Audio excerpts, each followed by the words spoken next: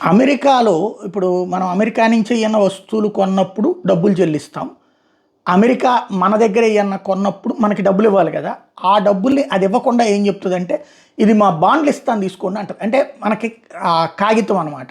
"ఇదిగో ఈ కాగితం మీ దగ్గర ఎట్టుకోండి. ఇదిగో మీకు $1,00,000 ఇవ్వాలి మేము.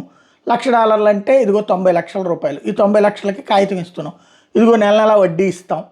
ఇది ప్రపంచంలోని అన్ని దేశాల నుంచి చేస్తా ఉంటది.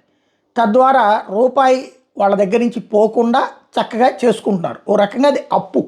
కానీ అది అథెంటిసిటీగా అహంకారపూరితమైనటువంటి మాటలని ఇప్పుడు ట్రంప్ ప్రదర్శిస్తున్నాడు. ఇదివరకు అప్పు తీసుకునేటప్పుడు ధనవంతుడు అప్పు తీసుకున్నప్పుడు వ్యవహరించే తీరు అంటే ఒక కోటీశ్వరుడైనటువంటి వ్యక్తి 100 కోట్ల ఆస్తి పొంది ₹1,00,00,000 అప్పు అడిగినప్పుడు అతనేమి బెగ్గింగ్ ధోరణిలో అడగడు. ఏమయ్యా ₹1,00,00,000 నాకు కావాలా, ₹2 వడ్డీ ఇస్తాను, ఇదిగో కాగితం తీసుకో, లేకపోతే నాది ఈ ఆస్తి తాకట్టు పెట్టుకో అంటాడు. అమెరికా ఏ తాకట్టు పెట్టదు, వాడి కాగితమే తాకట్టు అనమాట.